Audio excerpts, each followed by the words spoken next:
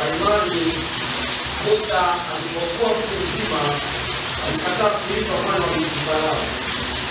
Kaona ni afadhali kupata mateso pamoja na watu wa Mungu kuliko kujifurahisha katika dhambi za kitambo.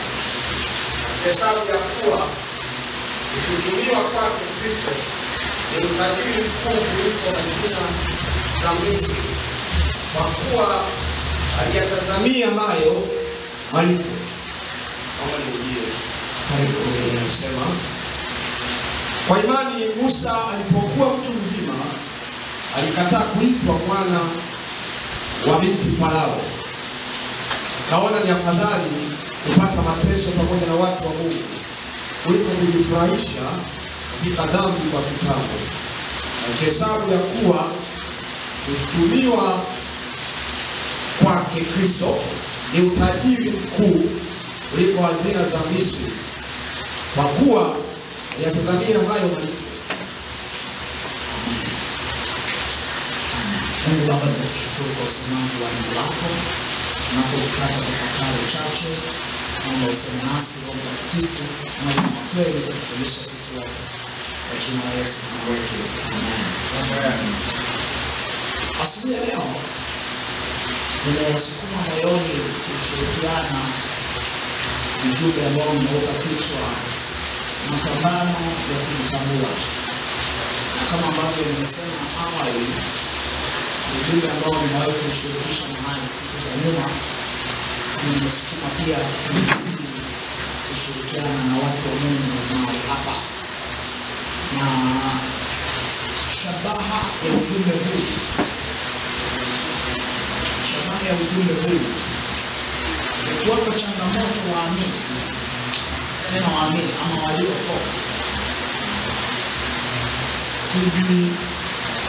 kujitambua binafsi, lakini kujiambatanisha na kanisa hili.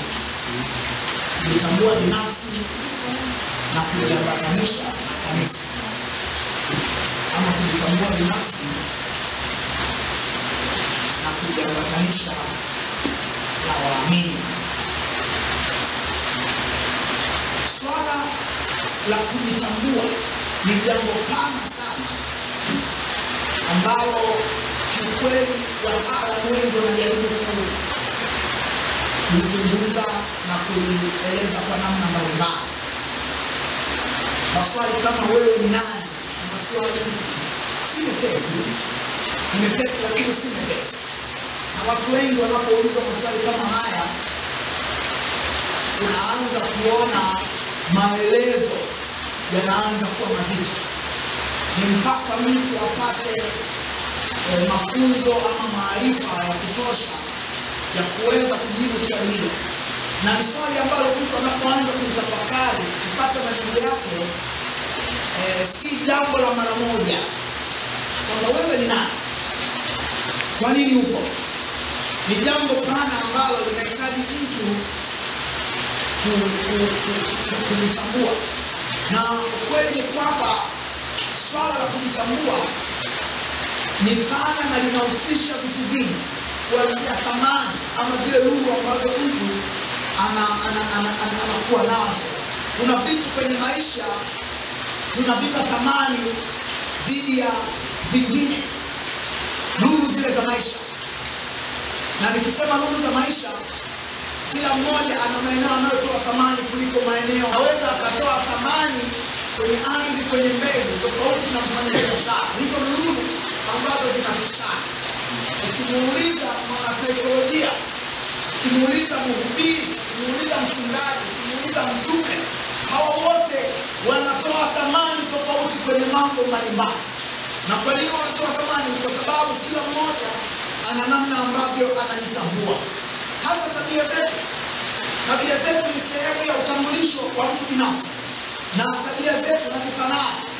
Na tabia moja inaweza kumtambulisha mtu mmoja dhidi ya mwingine. Mtu anapokuwa na mwenendo fulani, mtu anapokuwa na tabia fulani, mtu anapokuwa na hulka fulani, hulka ile inaweza kuwa imemea ndani yake katika kiwango cha kumfanya atambulike kwa sura hiyo. Kuna watu kwenye historia tukifikia majina yao moja kwa moja yanaambatana na matendo yao. Ukisikia mtu kama Adolf Hitler, kuna taswira fulani inajengeka katika akili yako. Ukisikia mtu kama Nelson Mandela, kuna taswira fulani inajengeka ndani yako. Nini kinafanya hivyo? Ni ule mwenendo, ni zile thamani ambazo walizipa katika maisha zikajengeka katika kiwango cha kuwafanya tabia zao na mwenendo wao uwatambulishe kuzidi hata majina yao. Lakini vile vile mtindo wa maisha unawafanya ni sehemu ya utambulisho wa mtu. Mtindo wa maisha, kuna watu wanapenda maisha ya maonevu, kuna watu wanapenda maisha ya chini chini, kuna watu wanaweza akawa hana kitu akajionyesha anacho, kuna mtu anaweza akawa hana kitu lakini anajitutumua kujionyesha anacho, na wako watu wana majina ya sura hiyo. Kuna watu jina lake ukilisikia tu unapata taswira ya mtu ambaye anapenda starehe, anapenda kujirusha. Lakini pia kuna majina ya watu ukiwasikia unajua kwamba huyu ni tajiri lakini ni bahili. Hiyo yote ni sehemu ya utambulisho wa mtu. Lakini pia inaweza kwenda hadi kwenye matendo. Namna gani mtu anachukua hatua. Kuna watu kwenye mambo serious wenyewe ndio wanakuwa wazembe, alafu kwenye mambo yale ya kizembe ndio wanakuwa serious. Ni tabia za watu. Kuna watu mambo serious hawezi kuwa na mchezo kwenye mambo hayo, atakubali kupoteza vitu vyote, ili kwamba jambo ile ambalo ni serious alipe userious unaostahili. Vivyo hivyo kuna watu wanaitikia mambo kwa haraka, kuna watu wanaitikia mambo taratibu. Haya yote yanaweza yakawa ni sehemu ya utambulisho wa mtu. Kwa hiyo swala la utambulisho ni mjumuiko wa vitu vingi ambavyo hivyo vyote mtu anavyoendelea kuvitenda vinatengeneza utambulisho wa mtu. Na vile tunavyomwona mtu wakati mwingine, tunavyomwona mtu anavyoonekana, wakati mwingine anaweza akawa sivyo vile alivyo, kwa sababu kuonekana kwa sehemu kubwa tunaona watu wakiwa wamejiandaa, tunaona watu wakiwa wamejipanga. Na mara zote mtu anapojipanga ni ngumu sana kufahamu uhalisia wake. Watu wanapokutana mahali si rahisi kujua mtu kwamba huyu ni mchafu. Ni mpaka awe mchafu wa kupitiliza ndio anaweza kuwa na appointment na akaenda kwa uchafu. Ni mtu aliye waruwaru ndio anaweza akaenda kwenye tukio maalum hajajipanga. Lakini watu wengi tunapokutana nao maeneo mbalimbali wanakuwa wamejipanga na wanaonekana vizuri. Lakini inapokuja sasa swala zima la utambulisho, ni jambo ambalo haliishii tu kwenye vile ambavyo mtu anaonekana, ni jambo ambalo linahusisha vitu vingi katika maisha. Na swala la kujitambua kimsingi si jambo jepesi.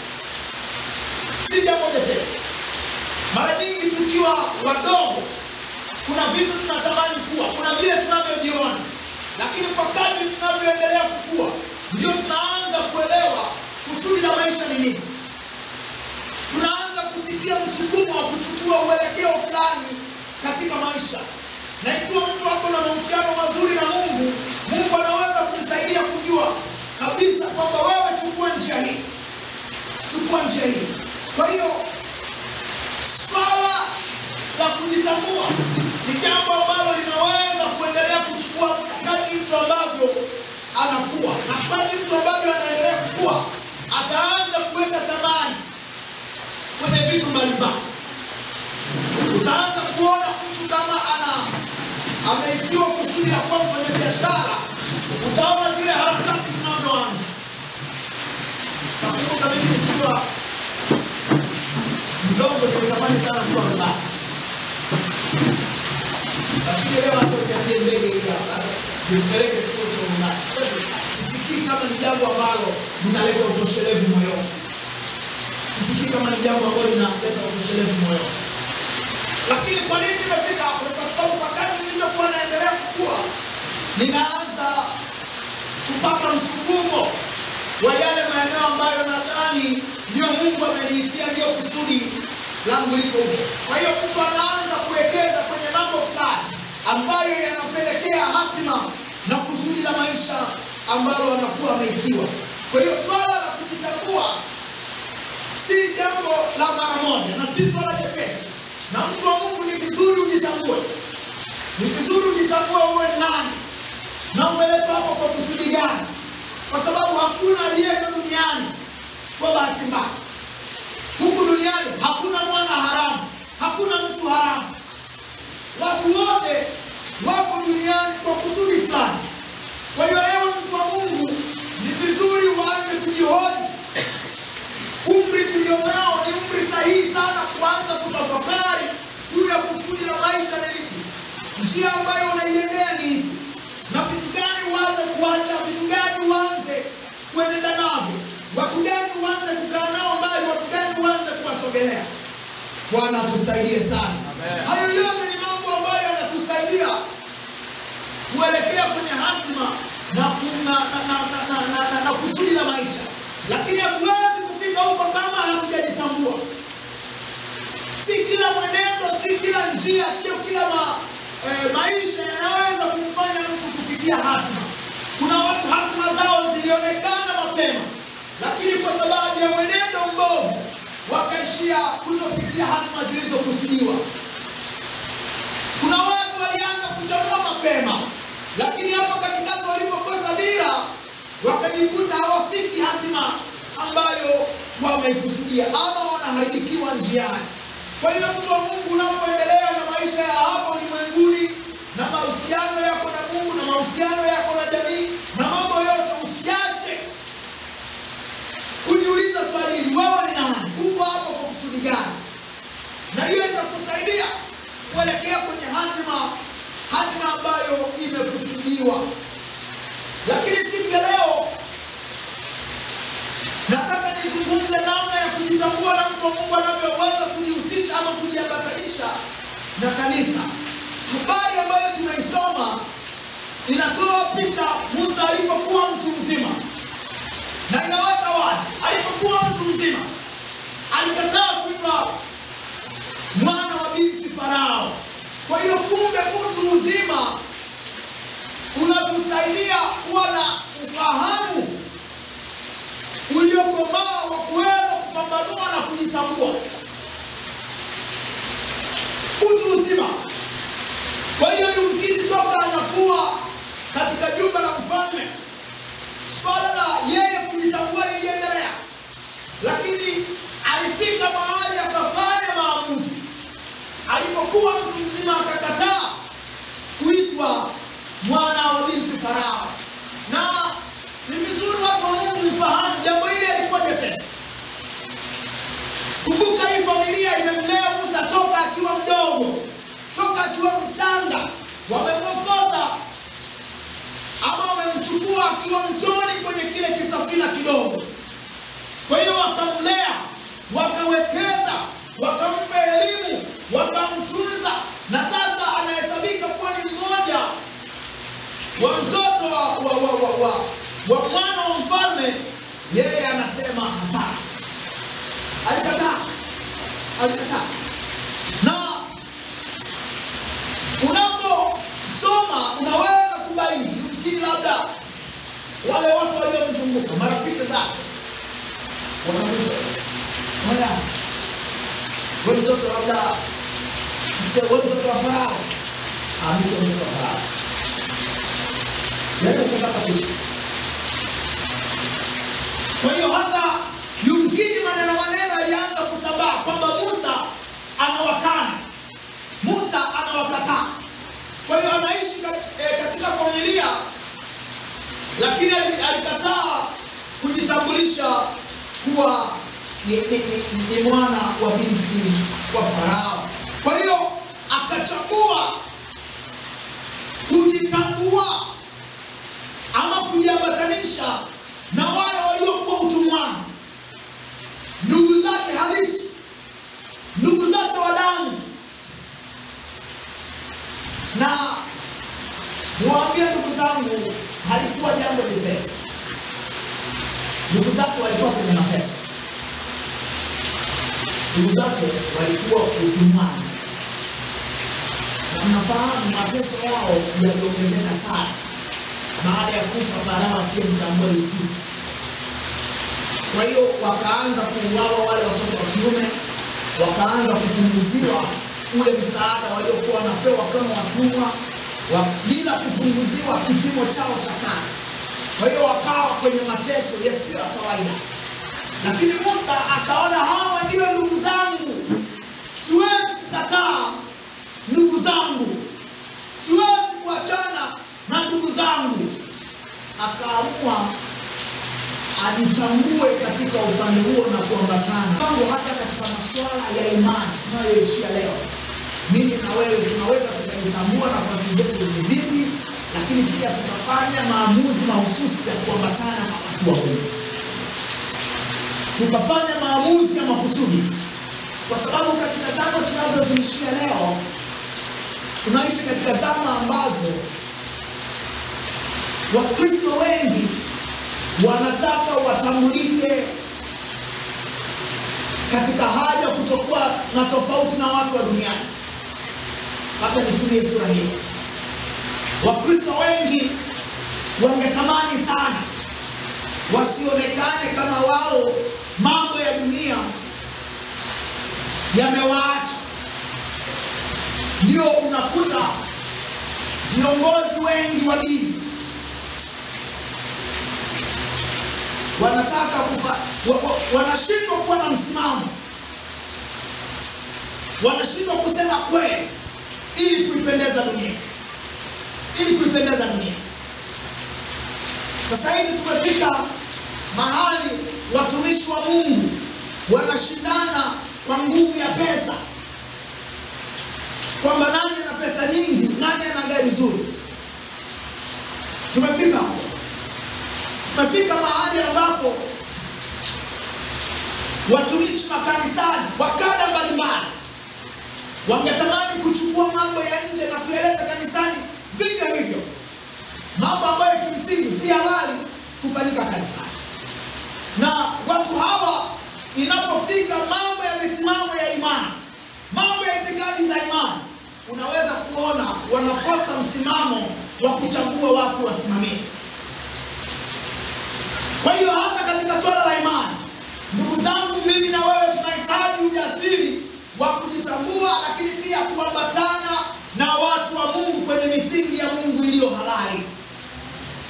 Bwana atusaidie sana. Bwana atusaidie sana. Na ni kwa namna gani tunaweza kufika huko? Musa anatufundisha mambo ambayo tunaweza kujifunza yakatusaidia mimi na wewe kuwa na msimamo thabiti na mahususi wa kujitambua sisi ni nani, lakini pia kufanya maamuzi ya kuambatana na watu wa Mungu. Kuambatana na Mungu kwa lugha nyepesi, kwa sababu tunaambatana na watu wa Mungu kwa sababu wao wana Mungu. Bwana atusaidie sana. Kwa hiyo kwa habari ambayo tunaiona, tumejifunza, tunaona Musa alikataa kuitwa mwana wa binti Farao. Ule mstari wa 24 alikataa. Na ndugu zangu, swala la kukataa ni jambo ambalo halitokei lenyewe, ni jambo la kimaamuzi. Ni jambo la mtu kusema, hapa ndio ninapochora mstari, hapa ndipo ninapoweka mpaka. Kwa hiyo Musa alipokuwa mtu mzima na amejitambua, na mimi nataka kuamini alishapima matokeo ya uamuzi wake yatakuwaje, na alijua kabisa hayatakuwa matokeo yenye kufurahisha kwa namna ya milima, kwa sababu katika hali ya kawaida watu wangependa kujitambulisha na wakubwa, watu wangependa kuwa sehemu ya wakubwa,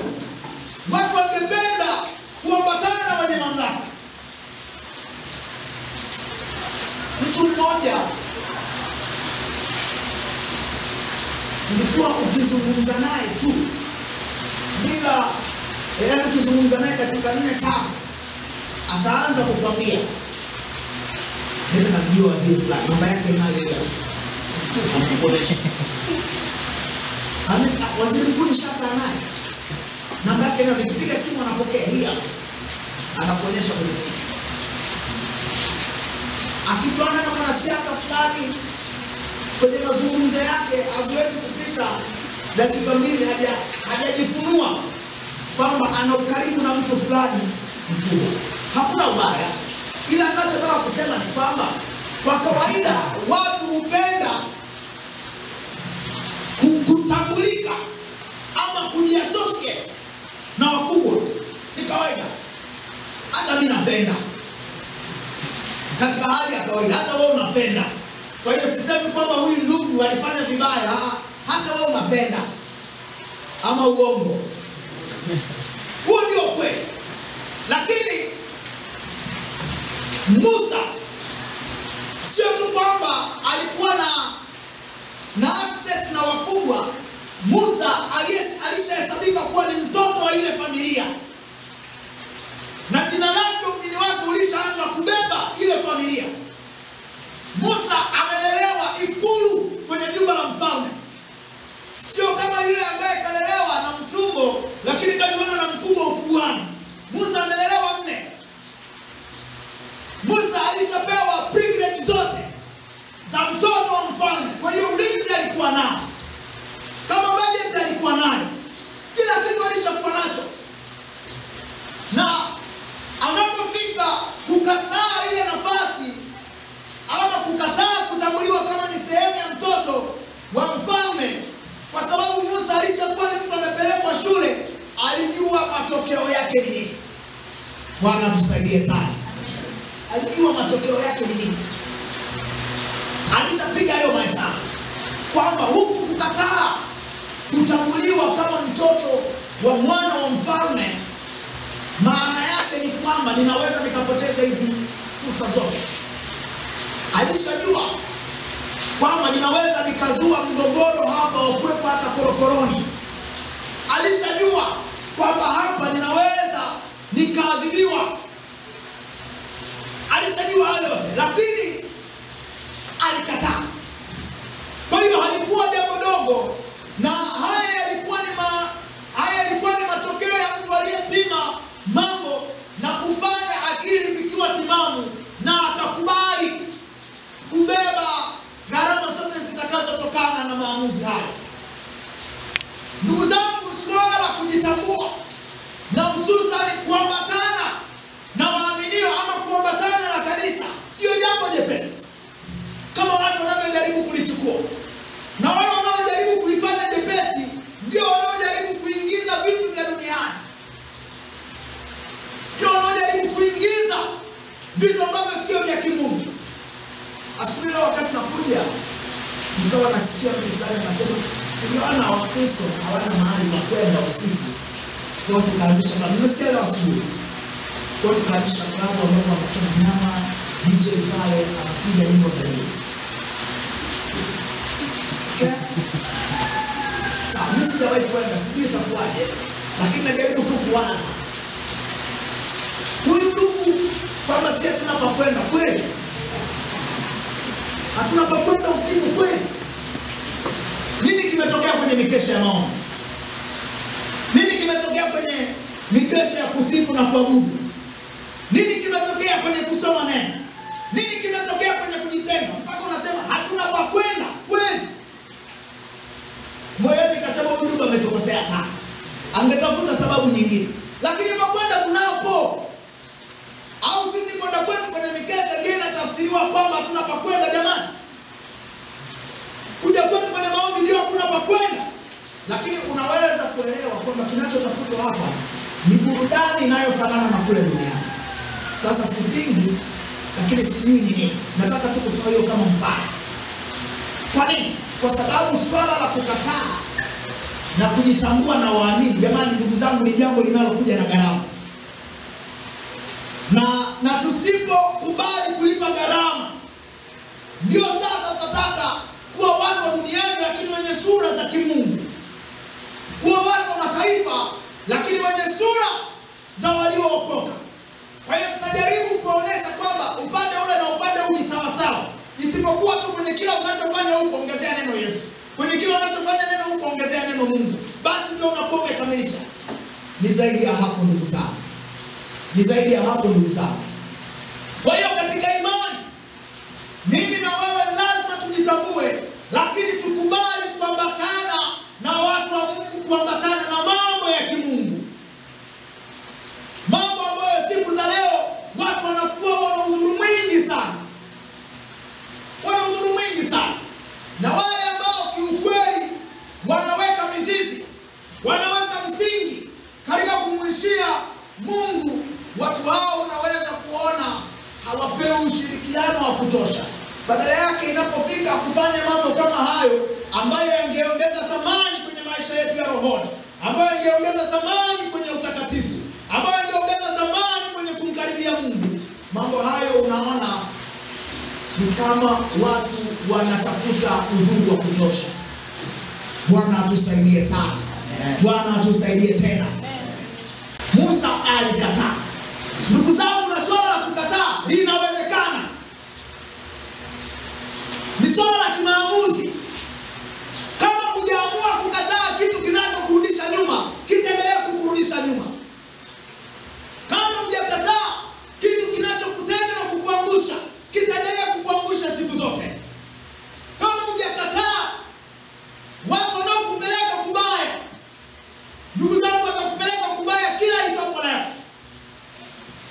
Inahitaji ukatae na ufanye uamuzi madhubuti.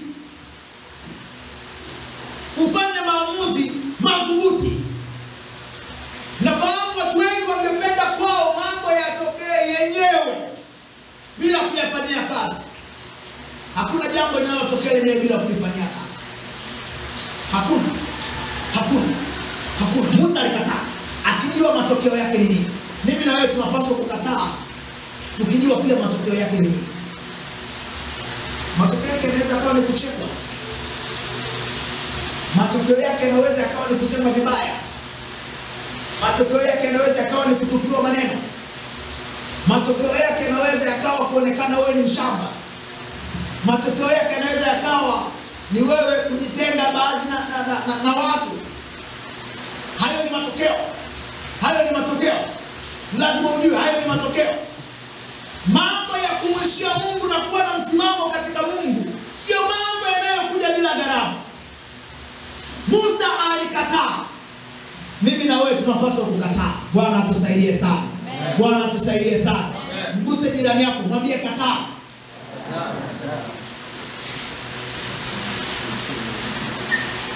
Mwambie tena, fanya uamuzi wa kukataa. It's very important. Haya ni mambo ya kimaamuzi. Haya ni mambo ya kimaamuzi. Na usipoamua hakuna kitakachotokea. Kwa hiyo fanya uamuzi wa kukataa. Na kwa nini nimeita mapambano? Nimeita mapambano kwa sababu mambo haya sio rahisi. Sio rahisi. Ni nani asiyependa kulala mpaka saa 2 asubuhi?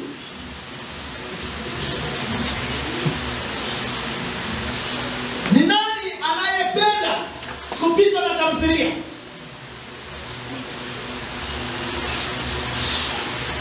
Ni nani asiyependa kupata vitu vya burudani? Ni nani? Ni nani asiyependa kupata vitu vya urahisi na kuteleza? Ni nani?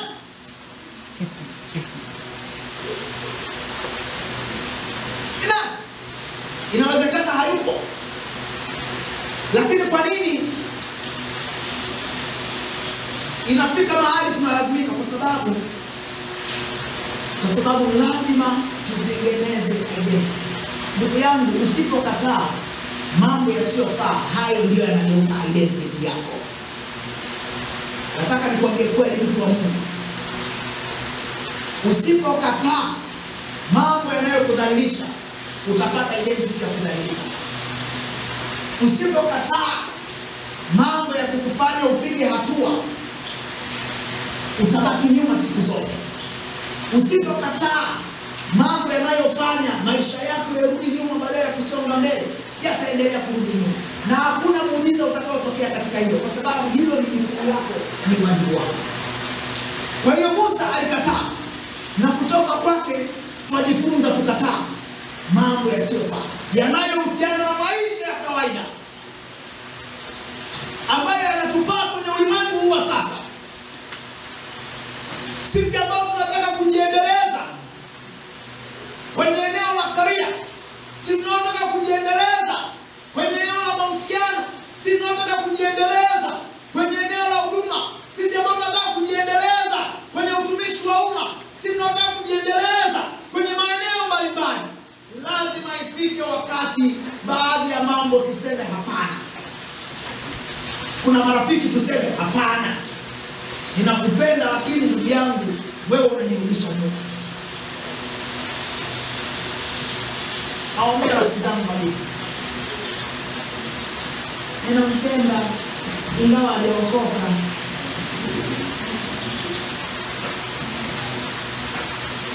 Bwana atusaidie sana. Hakuna ingawa, ni kuacha. Ni kuacha. Ni kuacha. Hakuna namna nyingine. Hakuna namna nyingine. Hakuna namna nyingine. Ni kuacha. Vingi hivyo vijana, sio mabinti tu wenye hiyo shida, hata vijana.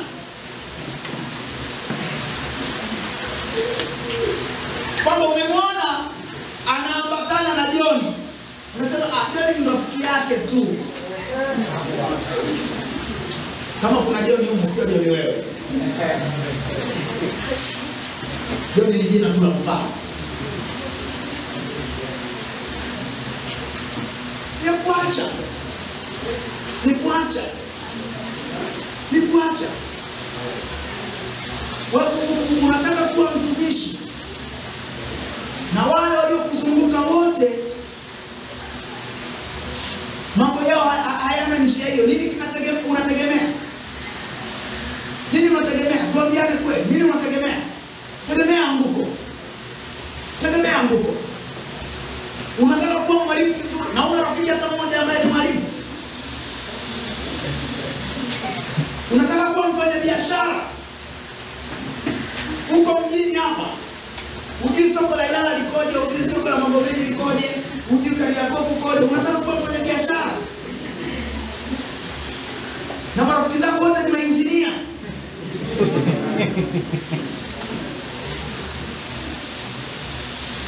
Tafuta mfanyabiashara mmoja msogelee. Kwa namna hiyo utaanza kujipambanua. Vivyo hivyo hata katika mambo ya imani. Wewe ndugu zangu umeokoka, wewe ndugu yangu umeokoka, na rafiki zako wote ni watu wa klabu. Mimi kuna kanisani sijaona mtu mzuri. Wewe. Na nikamsikia mtumishi, mtu mmoja ananitambulisha kwa mtumishi kwamba waliokoka ni wanafiki. Kweli? Wewe uko nje ndio sio wanafiki? Wewe unataka kuwa mwombaji, marafiki zako wote ni wazee wa matamasha. Lini itatokea? Lini itatokea? Lini itatokea?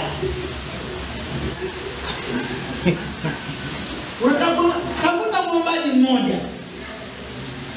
awe rafiki yako, atakubusu. Ndivyo Musa alikubali kutambuliwa pamoja na ndugu zake. Bwana atusaidie sana. Bwana atusaidie sana. Chuma unaoachuma ndugu zangu. Chuma unaoachuma. Kwa hiyo Musa anatufundisha kukataa. Muda ukanikimbia, labda nizungumze pointi moja alafu tuhitimishe.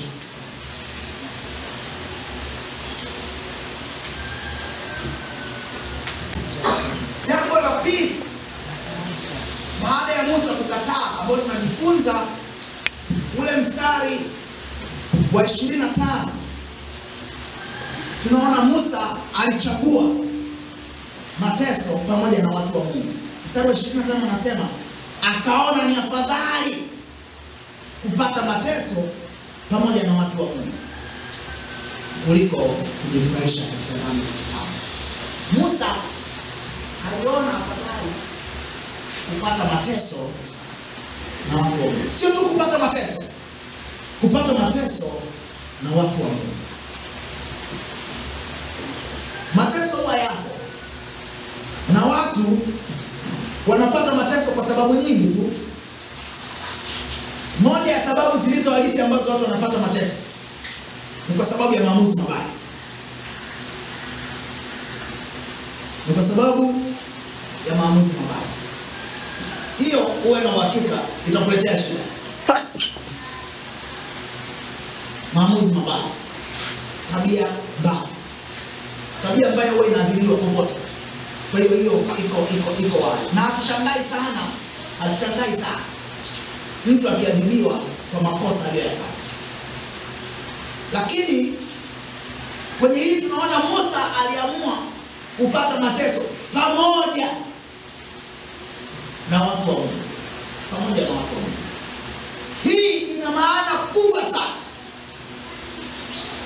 Hii ina maana kubwa sana. Maandiko yanaeleza katika ule mstari wa 26, Musa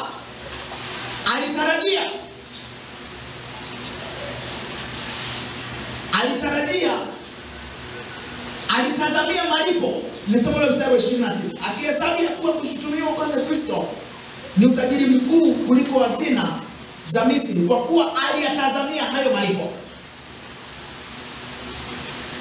Sababu ya Musa kukubali mateso na wana wa Mungu ni kwa sababu alitarajia malipo ambayo wana wa Mungu watapewa. Hiyo alitarajia malipo ambayo wana wa Mungu watapewa. Na kwa sababu hiyo, baada ya kubaini kwamba hizi raha na starehe ninazozipata katika jumba la mfalme haziwezi kunipa hatima kama ya wale wanaoteswa kule, kwa sababu hatima ya wale wana wa Mungu, malipo yao na hawa ambao sio wana wa Mungu ni tofauti. Kwa hiyo alipiga mahesabu, akaona kwamba yeye anahitaji apate malipo sawa na wale ambao wana wa Mungu wanayapata. Na kwa sababu hiyo akakubali kuteseka pamoja na wana wa Mungu. Hiyo pekee. Kwa hiyo kumbe hatima ya mtu, mwisho wa mtu, malipo ambayo mtu anayatarajia yanaweza yakamfanya achague njia ya kuipitia. Anaweza. Kwa wale ambao wanataka kupiga hatua, nikitoa mfano wa maisha ya kawaida, tunaona kuna watu wanajinyima ili atunze mtaji, afanye biashara. Kwa hiyo anakubali kula chakula ambacho katika hali ya kawaida labda asingekubali. Sio kwamba uwezo hana, uwezo nao, lakini kuna kitu fulani anatarajia. Kwa hiyo anakubali kwa muda kuteseka, kupunguza sose, kupunguza mayai, atunze mtaji. Kuna watu wanataka kujenga nyumba na uwezo ni mdogo, kwa hiyo anakubali. Waswahili wanasema anajifunga mkanda ama anajifunga kibwebwe. Kama amiri jeshi wa familia yake anawaambia, jamani, kwa mwaka huu ni ugali dagaa, ugali maharage, vile vyakula vya bei rahisi, sausage na nyama ya kuku tutayala, lakini mbele ya safari. Kwa sasa tuna jambo liko mbele yetu. Kwa hiyo ile hatima ya ujenzi anakubali. Anakubali. Kuna mtu anakubali kutunza pesa yake alipe kodi. Kwa hiyo kodi inapokaribia anapunguza chips mayai na mishikaki, anapunguza supu na chapati mbili, anapunguza hiyo. Kwa sababu anajua kipato labda ni 300,000 mfano. Na kodi inayohitajika labda ni 2,500 au 1,500,000. Kwa hiyo ili mwezi huu niweze kulipa kodi, anajitahidi kidogo. Baadhi ya vitu vinapungua. Ili aweze kutimiza lile lengo lilo mbele yake. Na mimi niwapongeze hata ninyi watu wa Mungu, mnafanya vizuri sana. Wengine mmetupa shuhuda hapa kwamba hata katika harambee tulizofanya nilazimika kujinyima kwenye baadhi ya maeneo. Mungu awabariki sana. Mungu awabariki sana kwa sababu mlithamini kile kilicho mbele. Na sasa hii nazungumza tu kwa ujumla mzima wa maisha. Ile hatima inamfanya mtu akubali kupita njia yenye miba, kwa sababu anajua baada ya miba kuna neema iko pale mbele. Mtu anakubali apite njia yenye mlima mkali, kwa sababu anajua nikimaliza huu mlima pale juu kuna thamani iko pale. Mtu anakubali apite kwenye mporomoko mkali, kwa sababu anajua kule chini iko neema fulani nitaipata. Vivyo hivyo tunaona maamuzi ambayo Musa aliyachukua ni kwa sababu alitazamia malipo ambayo wana wa Mungu watapewa, ambayo ni uzima wa milele. Hayo pekee yakamfanya achane, akubali kukataa kuita mtoto mfalme, akubali kukataa na kupoteza fursa zote za ikulu, akubali kupoteza marafiki zake wote, akubali kupoteza marafiki zake wote ambao walikuwa wamemzunguka, akubali kupoteza ulinzi wake. Na unajua akafanyaje? Akaamua kutoka ikulu akaenda kuwa mchunga kondoo. Jaribu kulinganisha, ni pande mbili zisizokaribiana kabisa. Maana angetoka ikulu akapewa jimbo kuongoza, tukasema ni kweli kashuka, lakini alhamdulillah si haba, wanasema Waswahili. Si haba.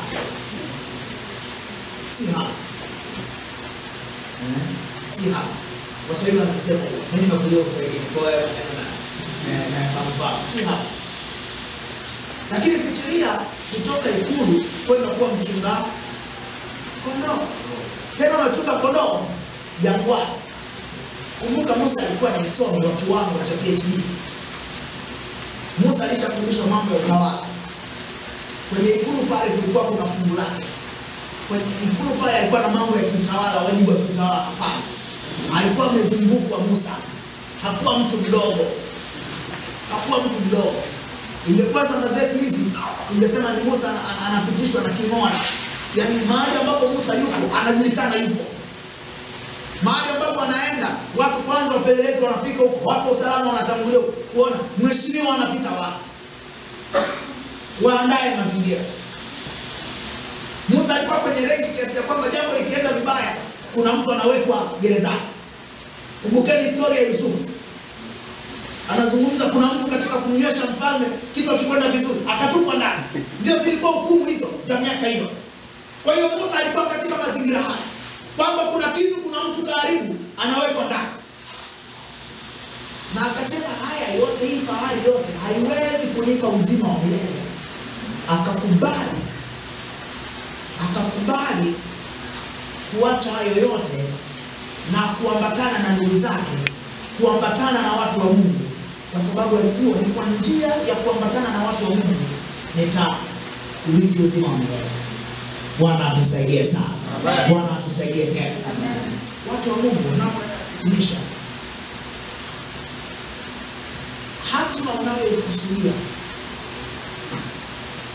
wakati mwingine inaweza ikawa ina njia yenye miba. Hatima unayoikusudia wakati mwingine inaweza ikakulazimisha kupunguza usingizi. Hatima unayokusudia kuna wakati itahitaji uongeze maarifa, uende darasani. kama ni madarasa rasmi ama madarasa ya kujiendeleza binafsi. Hatima unayokusudia itakufanya uambatane na watu fulani, wengine uache. Hatima unayokusudia, hakuna hatima ambayo mtu ameipata akiwa amekaa amenyosha miguu tu anapunga upepo. Hayupo.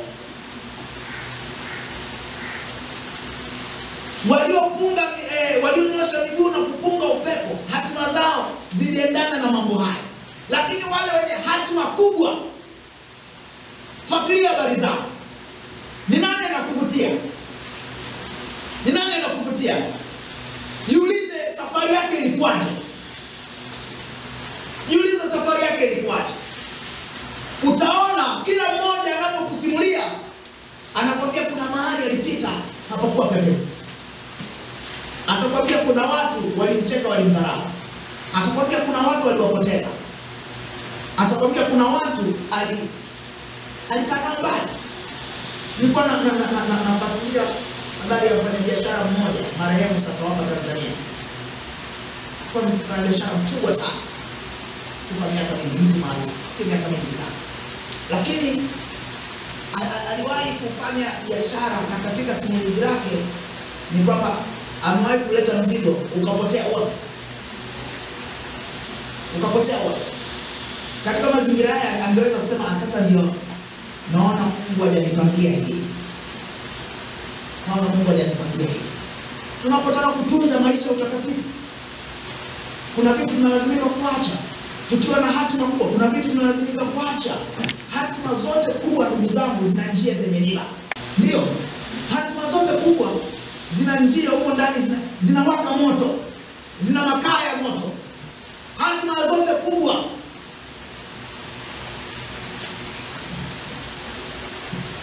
Nilisoma habari ya mtu fulani. Alikuwa ni miongoni mwa wahubiri ambao Mungu anawatumia sana kwa miujiza. Lakini yule ndugu anakuambia mimi nimefunga mwaka mzima. Mwaka mzima. Na alikuwa anatumia usiku wote kuomba. Usiku wote kuomba. Sasa mamlaka aliyokuwa nayo ambayo Mungu alimpa,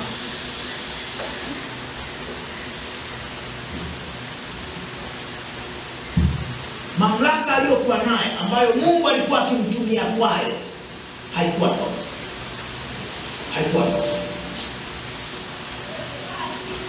Siku zetu tuna watu wanaangalia tamthilia na asubuhi anataka kufanya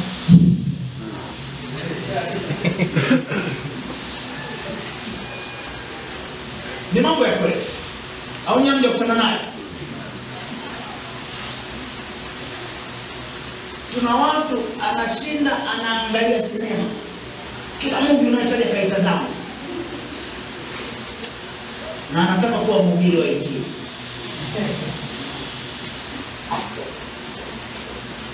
Nataka kuwa mhubiri wa Injili. Nisitoe mifano ya kada nyingi, lakini nyinyi wote mnajua. Acha tuseme mambo yanayohusu sisi. Wote nataka kusema ndugu zangu kwamba mwisho mkubwa una njia yenye miiba. Tukifupisha kwa kuhitimisha mambo ya Musa, tunaona alichagua kuteseka na wana wa Mungu ili aurithi uzima wa milele. Lakini tunafahamu Musa amekuwa mtu mkubwa sana katika historia na hata mbele za Mungu.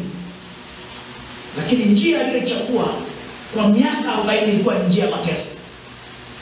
Maana miaka 40 ya kwanza yuko katika jumba la mfalme. Miaka 40 ya pili ni kukimbia nchi ya mbali na kuishi majangwani kuwa mchunga wanyama. Anapotoka kule anakuwa mtu mkubwa ambaye Mungu anamtumia. Sasa mimi na wewe tunapotaka kujitambua pamoja na kuambatana na watu wa Mungu, ni vizuri tufahamu swala la kuambatana na watu wa Mungu linaanza na sisi kwanza kujitambua, lakini kujitambua pia sisi kwetu ni mchakato ambao lazima tuufanye. Yako mambo ya kukataa, yako mambo ya kuacha, yako mambo ambayo tutalazimika kuambatana nayo, ili katika hayo tuweze kufikia hatima ambazo tunazikusudia. Bwana Mungu atusaidie sana. Amen. Niombe tusimame.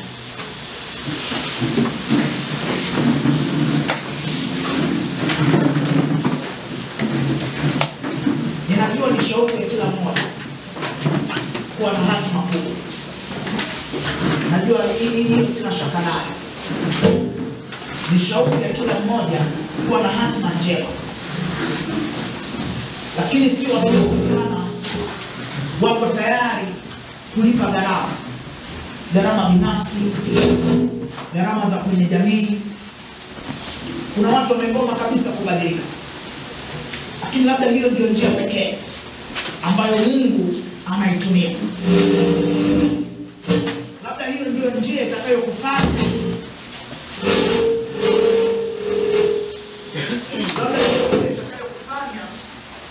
ufikie hatima kubwa. Mapambano ya mtu wa Mungu kusudia kupata utambuzi wa kwako binafsi, kutambua. Lakini jambo la pili, usiache kujiambatanisha na watu wa Mungu. Ndicho ambacho Musa anatufundisha. Mungu atubariki sana. Baba, tunakushukuru kwa usomaji wa neno lako. Unasema nasi tena siku ya leo. Ni shauku yetu Bwana ukapata kutusaidia kila mmoja. Ni shauku yetu Bwana katika safari ya maisha yetu, tuongoze. Ni shauku yetu Bwana kufikia hatima njema ambayo Bwana umeikusudia. Maana katikati yetu hayupo aliyefika kama kwa bahati mbaya. Kwako Bwana hakuna kukosea. Kila aliyekuwepo umekusudia. Bwana tusaidie. Neema yako izidi kuwa nasi. Usituache Mfalme. Katika jina la Yesu Kristo.